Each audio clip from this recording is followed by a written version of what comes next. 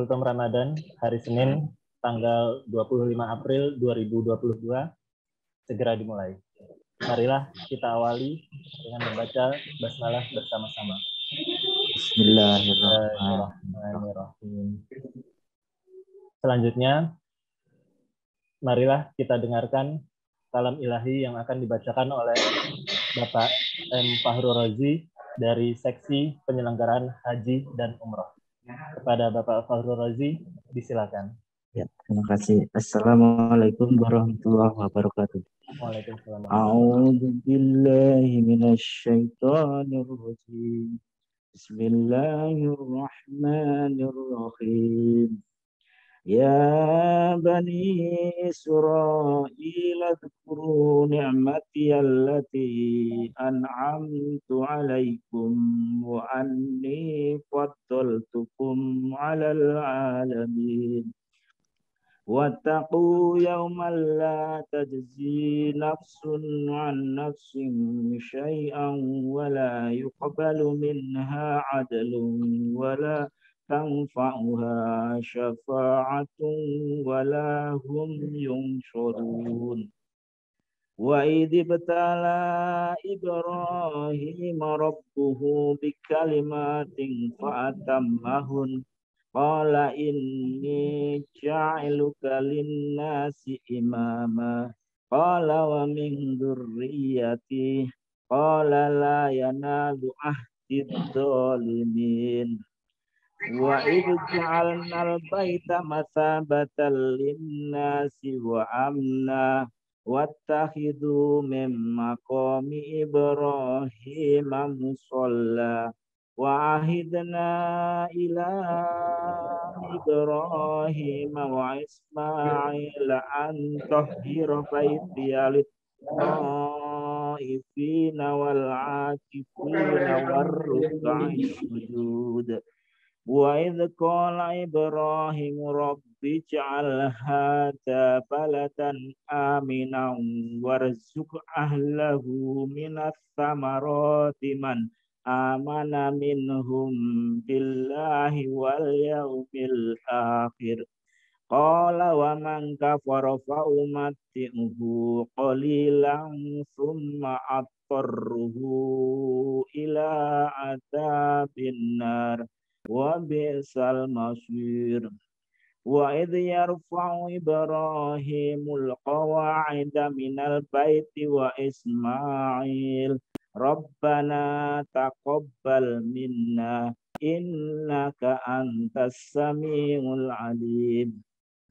Rabbana waj'alna muslimaini laka wa min dzurriyyatina ummatan muslimatan lak wa arina manasikana wa tub alaina innaka antat tawwabur rahim. Rabbana wab'ats fihim rasulam minhum yatlu alaihim ayatika wa yu'allimuhumul kitaba wal hikmata wa yuzakkihim innaka antal azizul hakim. Shadaqallahul azim. Assalamualaikum warahmatullahi wabarakatuh. Waalaikumsalam warahmatullahi wabarakatuh. Terima kasih kepada Bapak Fahrul Razi.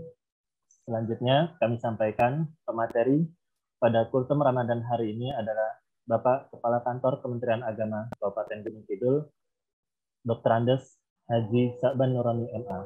Kepada Bapak Sa'ban Nurani, disilakan.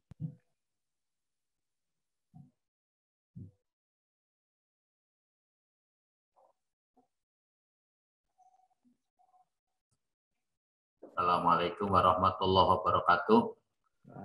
Waalaikumsalam warahmatullahi wabarakatuh. Bismillah, alhamdulillah, wassalatu wassalamu ala rasulillah, sayyidina wa maulana Muhammad bin Abdillah, la hawla wa la quwata illa billah, amma ba'd.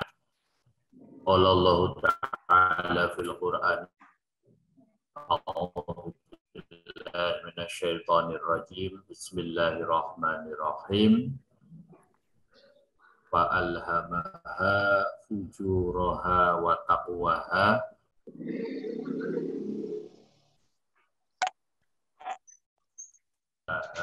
Shadaqallahul azim. Bapak, Ibu, seluruh pegawai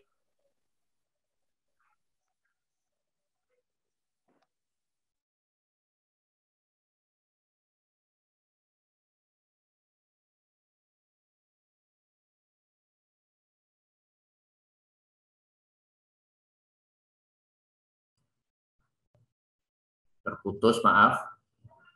Masuk ya. Masuk, Bapak. Ya, oke.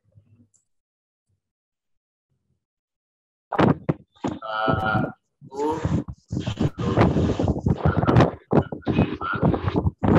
Kabupaten Gunung Kidul, baik di jajaran Kemenak, KUA, ataupun madrasah, baik PNS ataupun juga non-PNS, baik putra maupun putri, baik yang berpuasa ataupun yang tidak berpuasa. Semuanya yang saya hormati, rahimakumullah.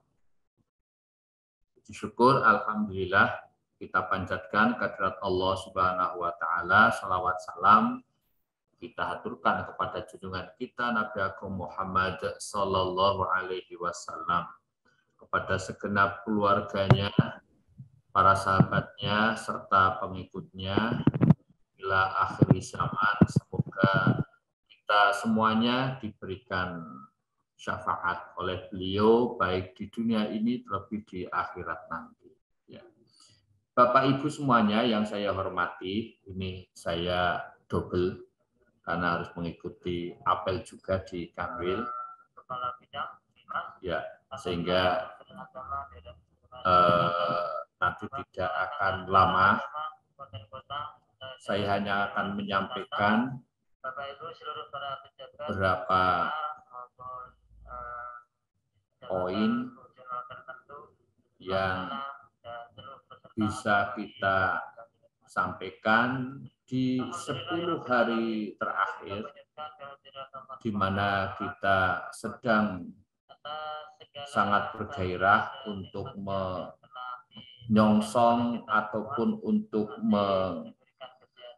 menerima ataupun untuk mencari yang namanya Lailatul Qadar, malam Al-Qadar. Ya. Bapak Ibu sekalian yang saya hormati, Allah Subhanahu wa taala telah menegaskan kepada kita selaku makhluknya yang saya yakin sudah banyak dihafal, yaitu ada di dalam surat At-Tin. A'udzubillahi minasyaitonirrajim. Bismillahirrahmanirrahim. Laqad khalaqnal insana fi ahsani taqwim. Sungguh kami, Allah, telah menciptakan kalian semua manusia fi ahsani taqwim, dalam kondisi yang paling baik. Mari kita terus bersyukur pada Allah yang mewujudkan kebijaksanaan. Kondisi yang paling baik itu ditinjau dari seluruh aspek, dari seluruh dimensi. Dimensi fisik ini jelas paling bagus adalah kita. Dimensi non-fisik ini juga manusia. Kemudian dimensi akal ini juga manusia. Manusia kalau dilihat dari dimensi fisik tentu saja adalah yang paling sempurna, di mana makhluk yang lain ini tidak bisa melakukan seperti manusia. Manusia cara berjalannya tegak, namun juga bisa menirukan hewan ataupun makhluk lain yang tidak berjalan tegak ataupun juga yang berjalan melata begitu. Kemudian dari sisi panca indera atau ya indera begitu, ini memang sekilas ini manusia tidak begitu bagus penglihatannya. Kalau kita mengambil contoh indera penglihatan dibanding dengan hewan kucing ataupun juga kelelawar begitu, di mana kalau malam itu hewan tersebut bisa melihat. Manusia kalau malam ini tidak bisa melihat, tetapi dengan akalnya kemudian manusia bisa mengalahkan makhluk tersebut. Itu sebagian kecil contoh. Itu. Kemudian pendengaran juga demikian. Kemudian yang lain-lain. Intinya dengan yang dianugerahkan oleh Allah akal ini, maka manusia bisa menyelesaikan problem-problem yang dihadapi. Ketika manusia melihat burung, kemudian muncullah imajinasi bagaimana bisa terbang. Maka kemudian diciptakanlah atau tercipta pesawat terbang. Menyelam, manusia kemudian bisa dengan kapal selam.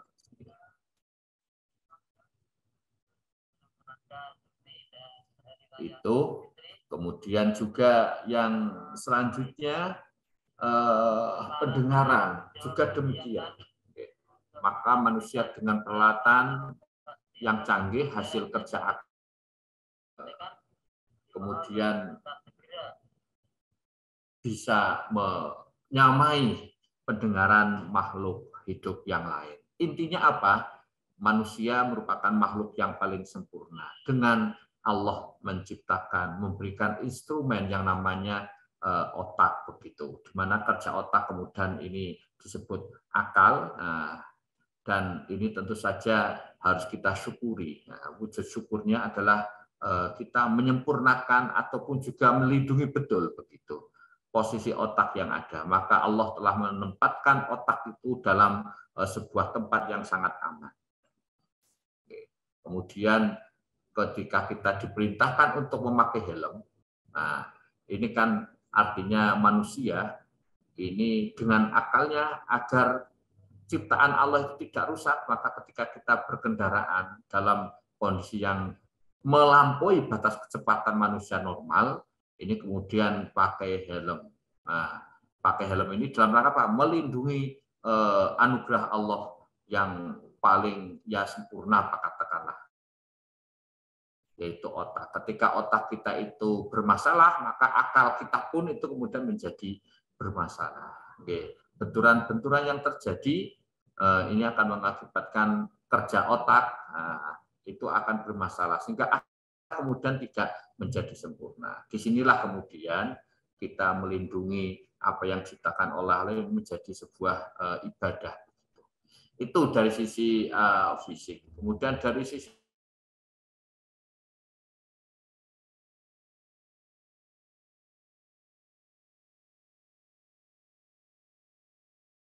jiwa, wasawaha dan kesempurnaan ciptaannya.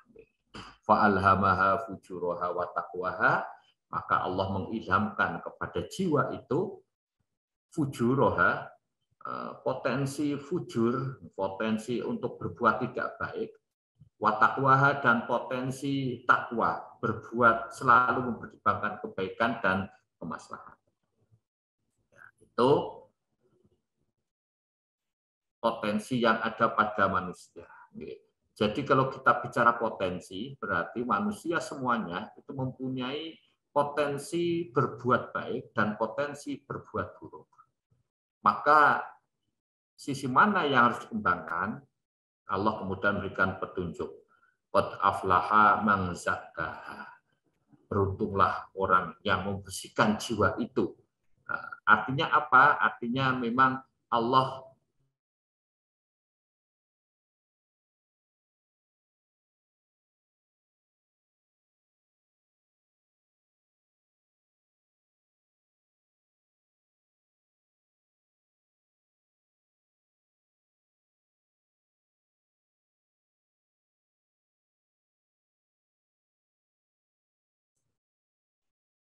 Halo?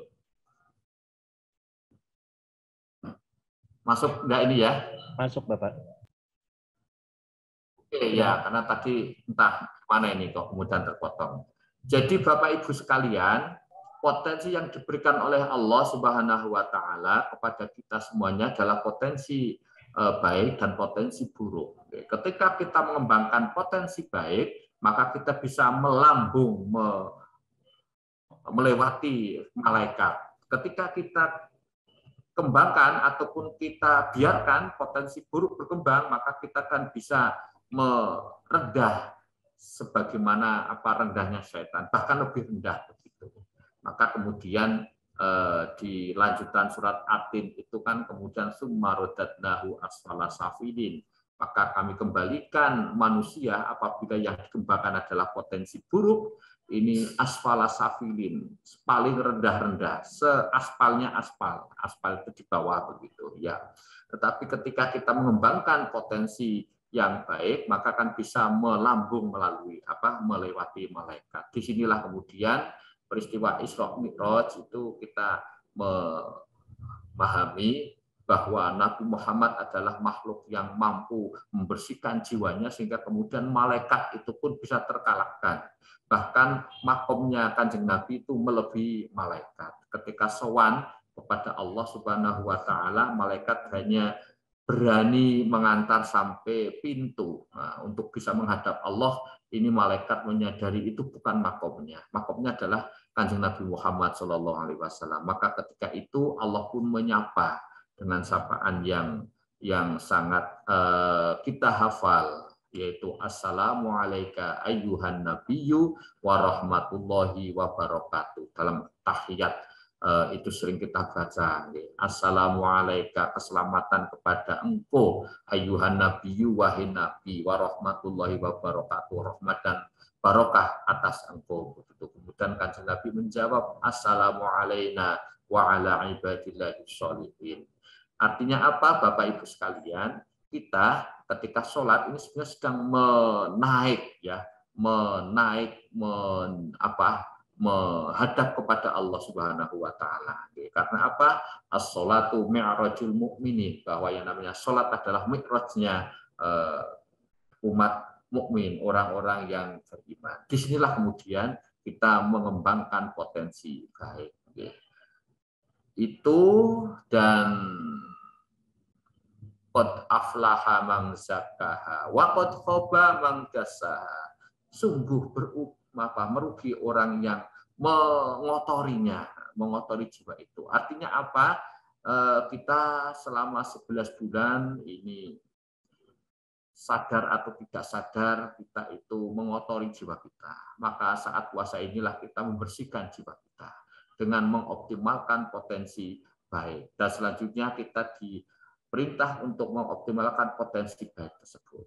Agar apa? Agar kita masuk orang yang aflah, begitu, yang beruntung. Disinilah kemudian kita mengucapkan minal aidin wal faizin, artinya kita bertarung terus-menerus selama bulan puasa ini, dan kemudian kita ketika menang dinyatakan sebagai orang yang kembali kepada penciptaan dan menjadi orang yang menang. Maka kemudian ucapannya adalah minal aidin wal faizin, semoga kita menjadi orang yang kembali, kemudian al faizin, orang yang beruntung. Jadi minal aidin wal faizin bukan artinya mohon maaf lahir batin, itu tidak ada kaitannya, tetapi ini adalah sebuah ungkapan doa dari kita semuanya, bahwa kita setelah berpuasa selama 1 bulan dan berhasil, maka kita kemudian mempunyai hak untuk kembali, kita bisa kembali dan kita menjadi pemenang.